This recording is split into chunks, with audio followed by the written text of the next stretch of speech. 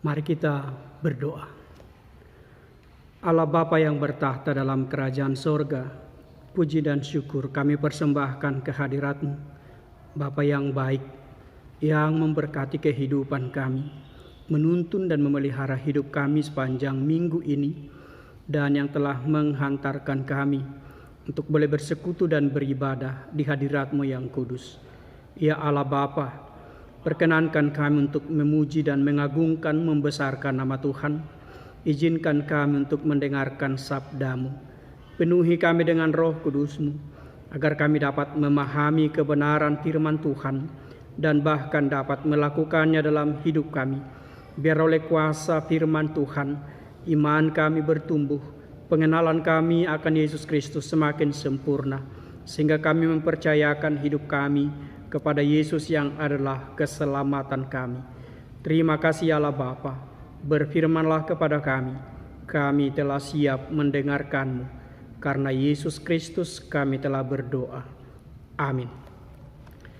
Bapak Ibu yang terkasih dalam Yesus Kristus, firman Tuhan menyapa kita dalam ibadah kita minggu ini, Minggu 23 Agustus 2020, tertulis dalam Injil Matius pasal 16 ayat 13 sampai 20. Demikian firman Tuhan. Setelah Yesus tiba di daerah Kaisarea Filipi, ia bertanya kepada murid-muridnya, kata orang, "Siapakah anak manusia itu?" Jawab mereka, "Ada yang mengatakan Yohanes Pembaptis, ada juga yang mengatakan Elia, dan ada pula yang mengatakan Yeremia atau salah seorang dari para nabi." Lalu Yesus bertanya kepada mereka, "Tetapi apa katamu? Siapakah aku ini?" Maka jawab Simon Petrus, "Engkau adalah Mesias, Anak Allah yang hidup." Kata Yesus kepadanya, "Berbahagialah engkau Simon bin Yunus, sebab bukan manusia yang menyatakan itu kepadamu, melainkan Bapa-Ku yang di sorga.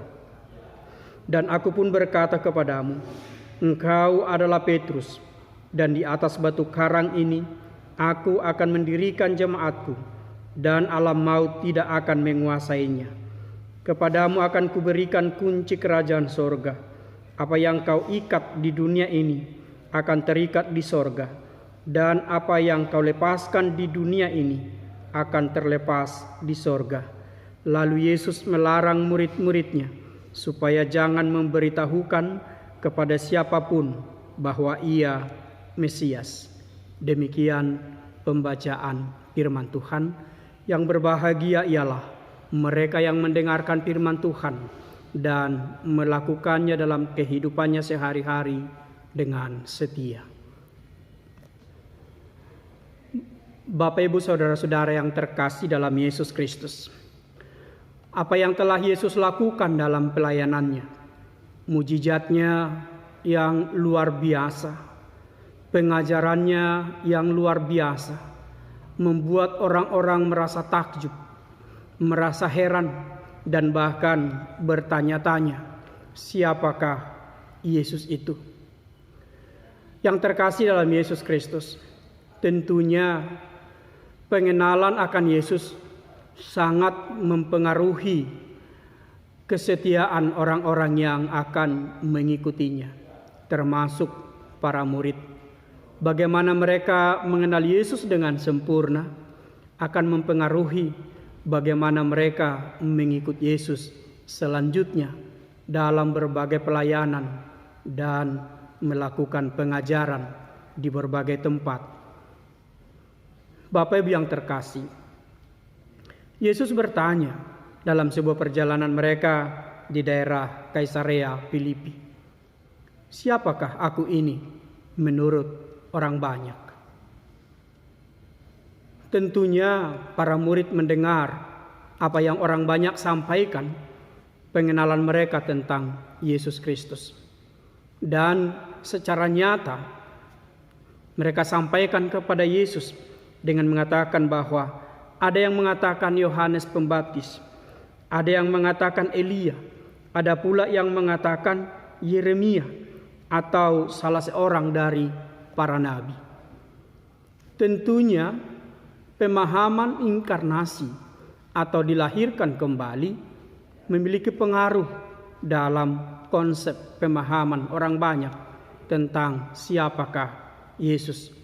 Hal ini bisa kita lihat kalau kita baca dalam Injil Matius pasal 14 ayat 1 dan ayat 2. Dikatakan demikian.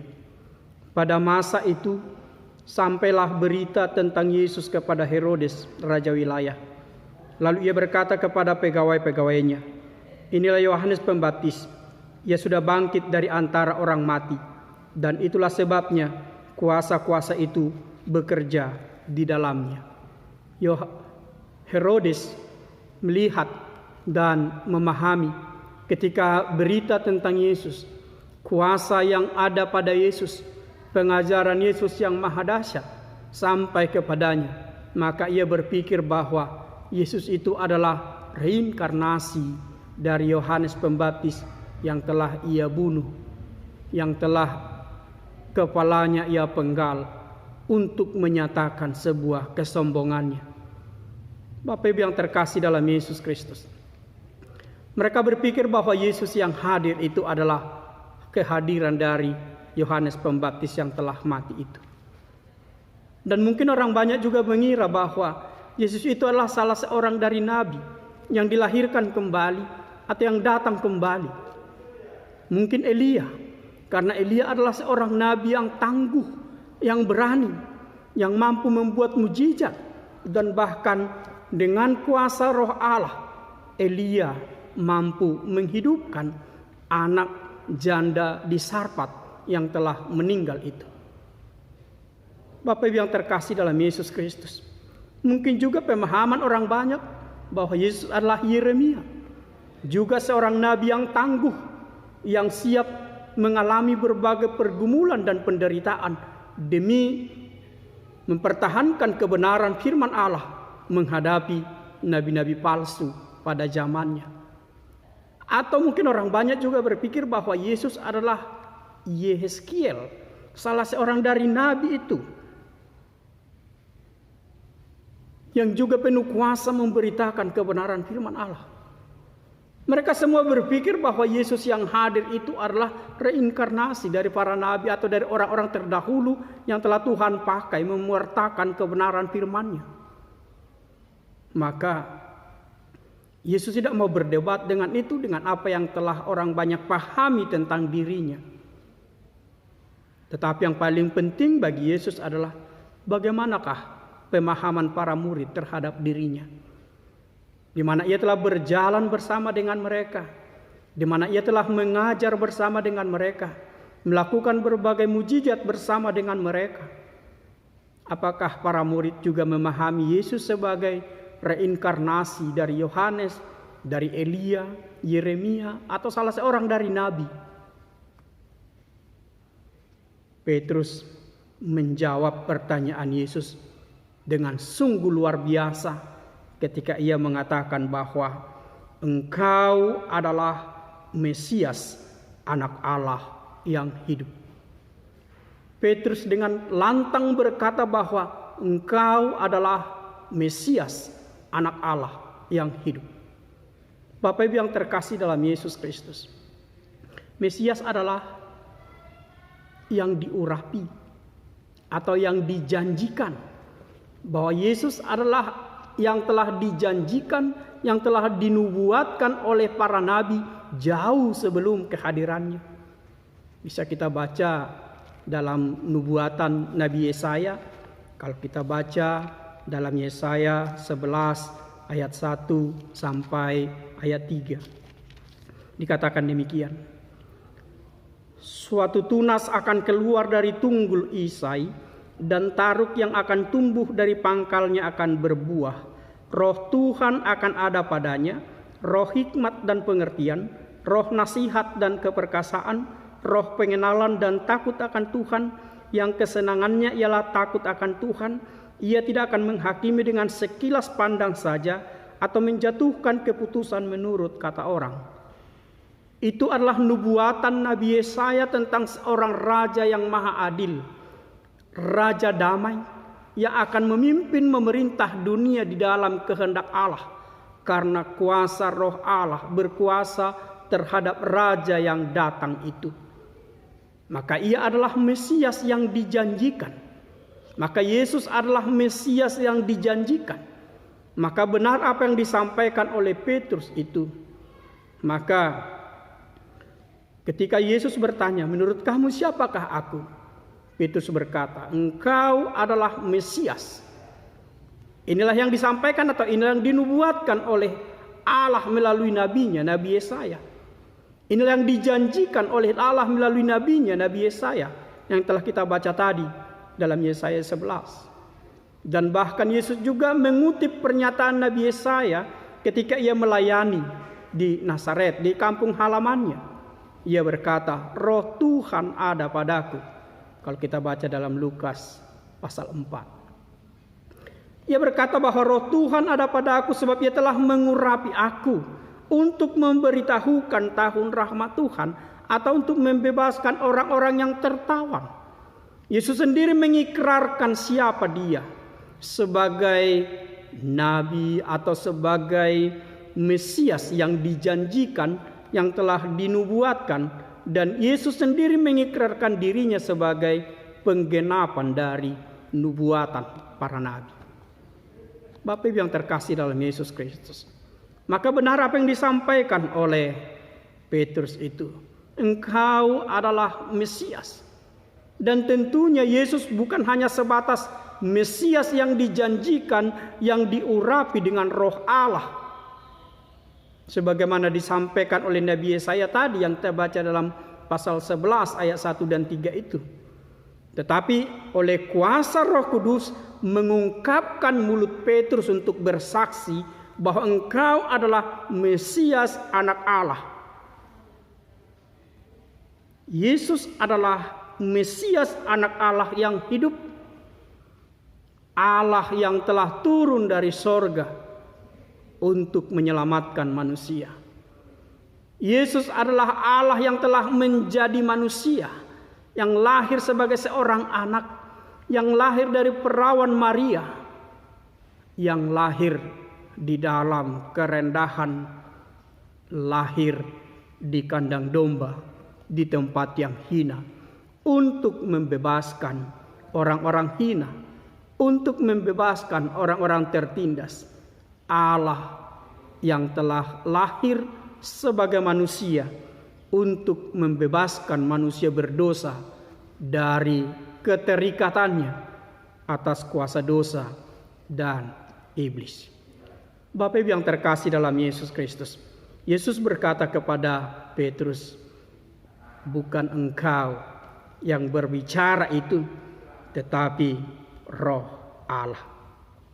Bapak Ibu yang terkasih dalam Yesus Kristus, kata Yesus kepadanya, berbahagialah engkau Simon bin Yunus, sebab bukan manusia yang menyatakan itu kepadamu, melainkan Bapa-Ku yang di sorga.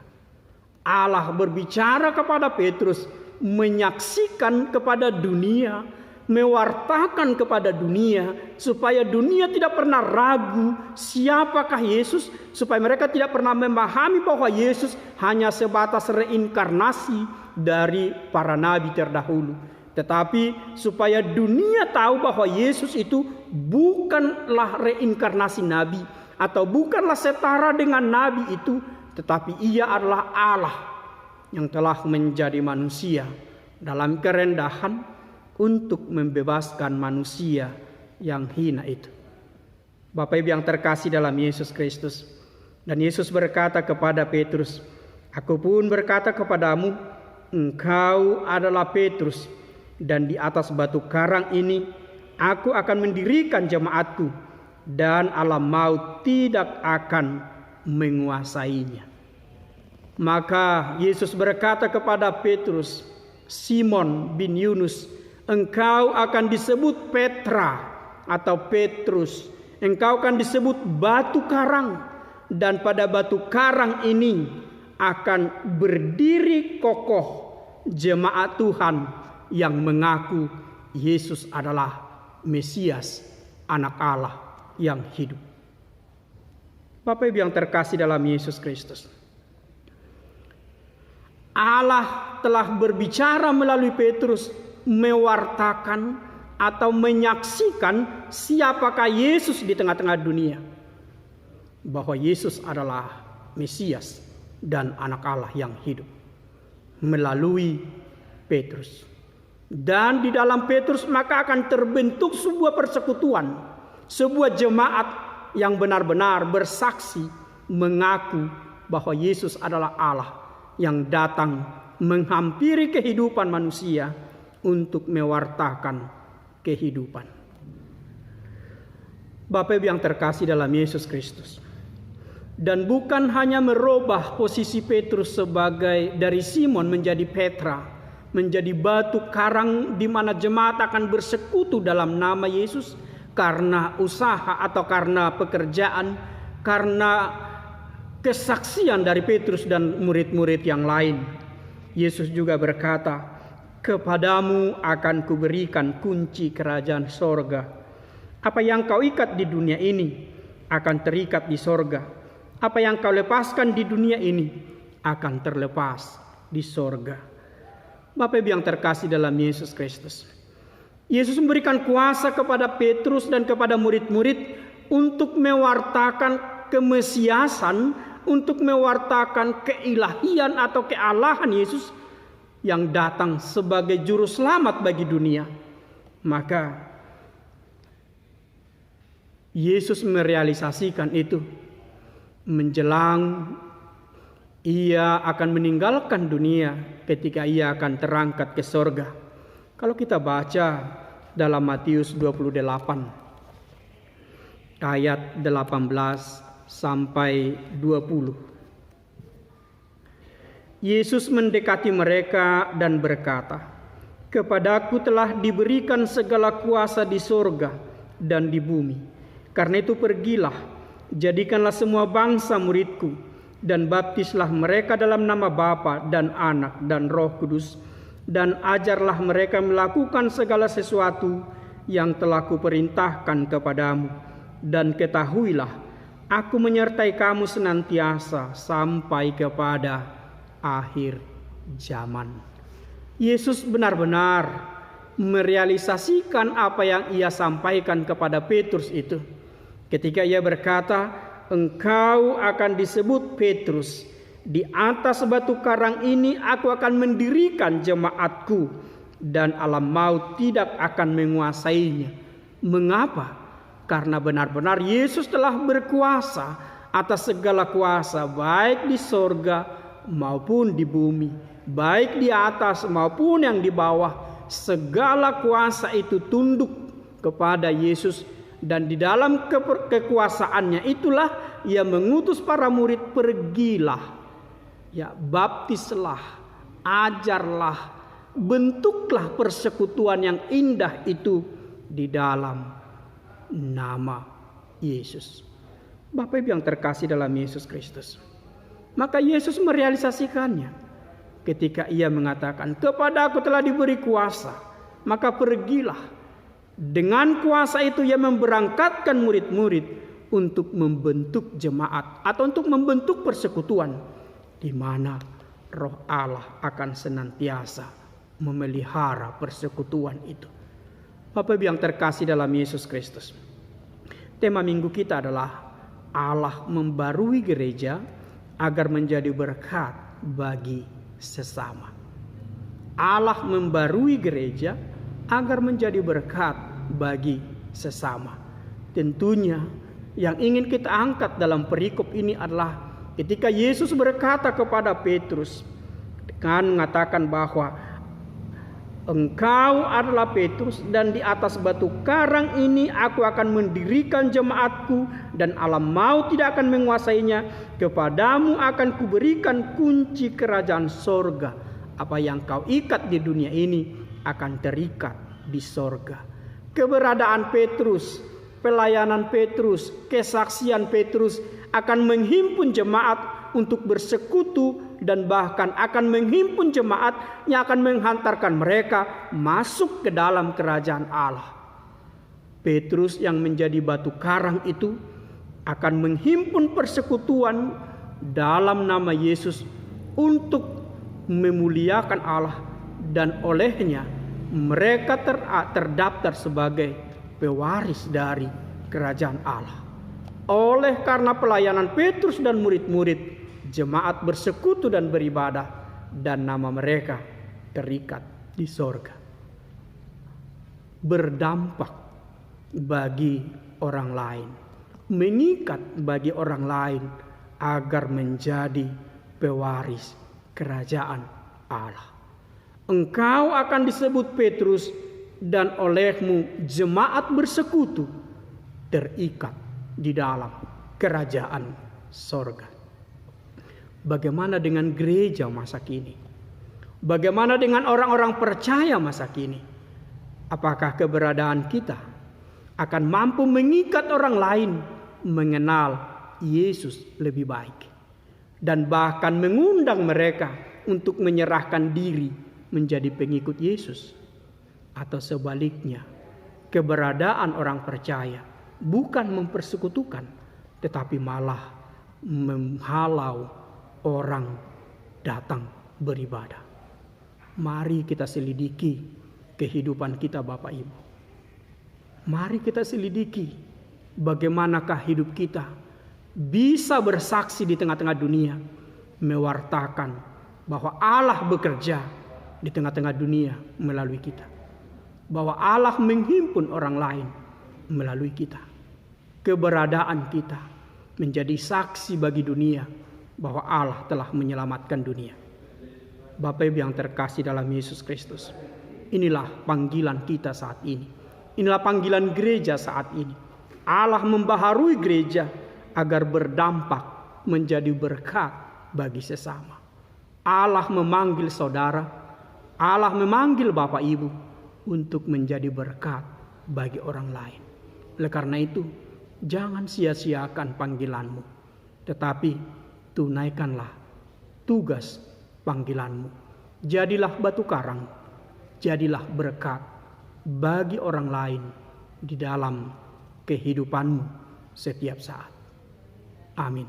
Mari kita berdoa. Jadikanlah kami Petrus, ya Allah, yang boleh bersaksi bahwa Yesus adalah Mesias, anak Allah yang hidup, dan bahkan di dalamnya jemaat bersekutu memuliakan Allah, dan nama mereka terdaftar sebagai pewaris kerajaan Allah. Jadikanlah kami menjadi berkat dimanapun kami berada. Dalam keterbatasan kami mau berserah. Tuhan mau pakai kami menjadi alat-Mu di tengah-tengah dunia ini. Terima kasih ya Allah. Kami mau hidup dalam kebenaran-Mu. Kami mau menjadi saksi bagi-Mu. Dalam Yesus Kristus kami berdoa dan memohon. Amin.